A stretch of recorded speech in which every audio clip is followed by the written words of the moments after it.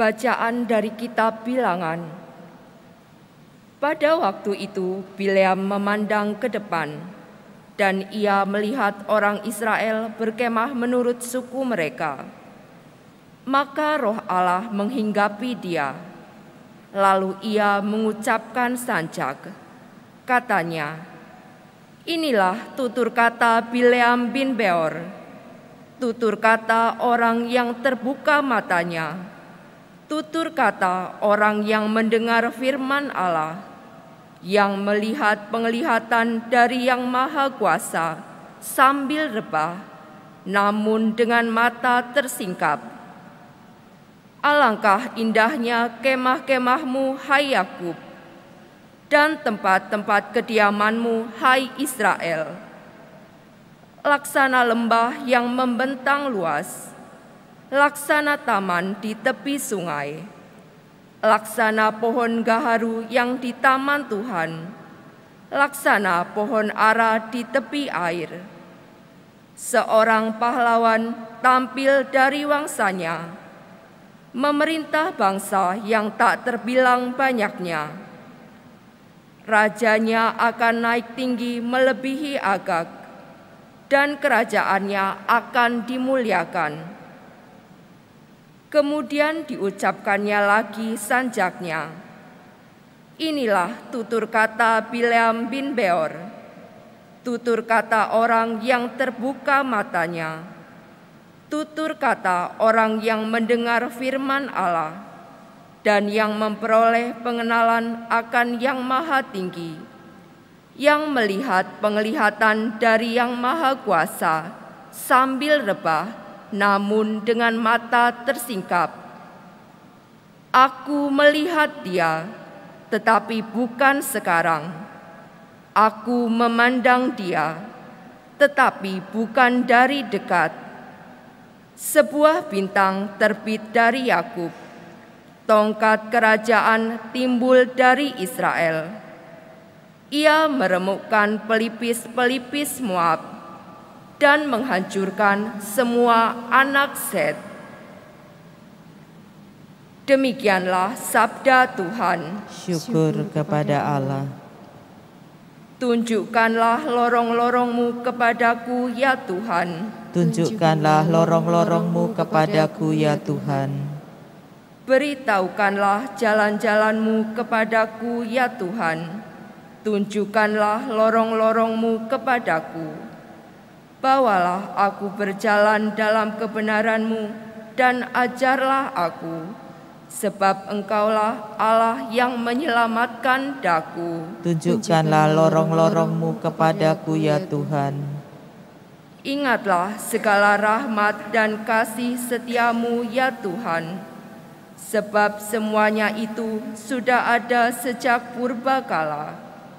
Dosa-dosaku pada waktu muda dan pelanggaran-pelanggaranku janganlah Kau ingat, tetapi ingatlah kepadaku sesuai dengan kasih setia-Mu.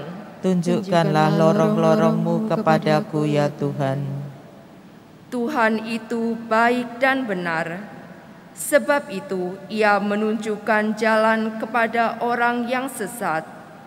Ia membimbing orang-orang yang rendah hati menurut hukum, dan mengajarkan jalannya kepada orang-orang yang bersahaja. Tunjukkanlah lorong-lorong-Mu kepadaku, ya Tuhan.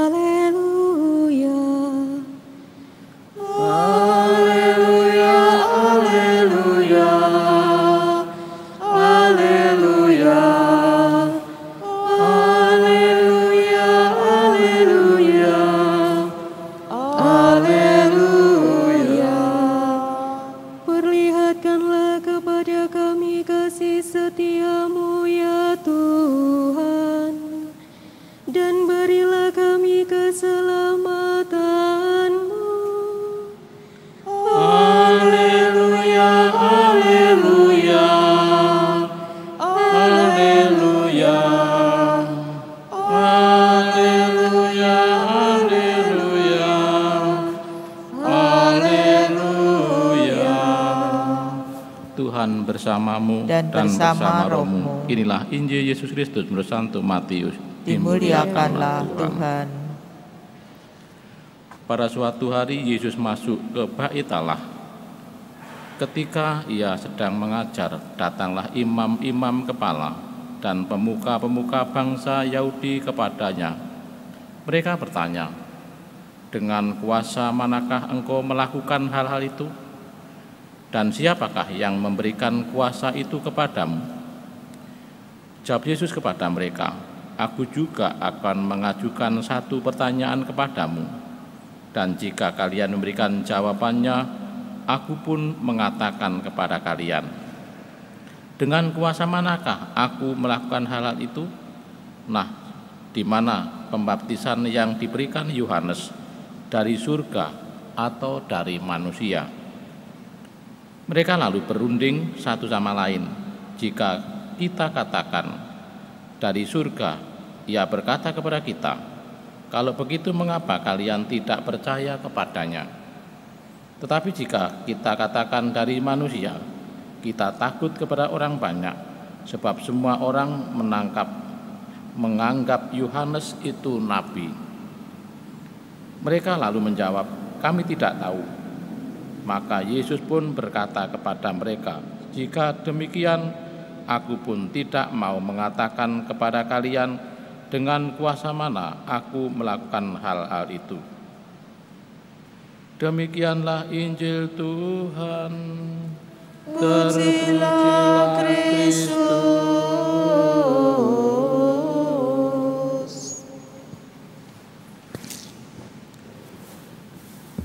Hari ini kita diajak untuk merenungkan, yaitu pilihan-pilihan. Setiap hidup manusia dihadapkan pilihan yang baik atau pilihan yang buruk, pilihan percaya atau pilihan tidak percaya. Maka di sini kita memperingati Santa Lucia, itu sama situasinya yang dihadapi Yesus waktu mengajar di hadapan orang-orang Farisi. Ternyata tidak mudah untuk meyakinkan orang, tidak mudah mengajak orang menjadi percaya, tidak mudah orang mengajak untuk berbuat baik. Lebih mudah kita mengajak berbuat keburukan, kejahatan, penipuan, keserakahan, bahkan kemunafikan. Maka Natal sebetulnya nanti kita juga akan dihadapkan, percayakah Yesus yang lahir di kandang, Yesus anak manusia yang lebih rendah daripada kita, itu Tuhan, itu Allah, itu Mesias, percayakah? Dan kita seringkali tergoda tidak percaya karena melihat orang-orang yang dikatakan Mesias itu orang yang lebih daripada kita.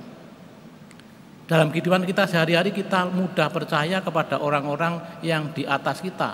Tapi kalau di bawah derajat kita, maka kita akan berpaling, bahkan kita tidak menganggap. Disinilah sebagai orang Kristiani dibutuhkan kerendahan hati, dibutuhkan untuk belajar supaya kita nantinya di dalam Natal itu kita tidak salah pilih. Maka kita diharapkan untuk belajar dengan kerendahan hati, kita terbuka kepada siapa saja, kita belajar mencintai kepada siapa saja yang tanpa syarat. Maka di dalam renungan atau di dalam renungan Advent kita diajak merenungkan, yaitu umat di dalam lingkungan adalah kehidupan lingkungan yang sakramental, persekutuan sakramental. Itu mengajak untuk merenungkan seperti jemaat awal. Di situ orang untuk saling menerima, saling berbagi, saling merawat, bahwa orang-orang di lingkungan kita ini adalah bagian dalam kehidupan kita. Mengapa bagian? Karena kita juga diangkat menjadi anak Allah, menjadi keluarga Allah. Kita ini siapa? Diangkat Yesus menjadi keluarga Allah.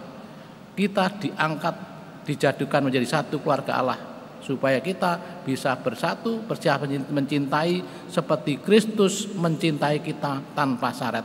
Itulah namanya sakramental, tanda kasih Allah. Semoga kita semua dapat mewujudkan hidup kita dan kita mencintai dengan tulus ikhlas seperti cinta Kristus kepada kita. Berkat Tuhan menyertai kita semua. Amin.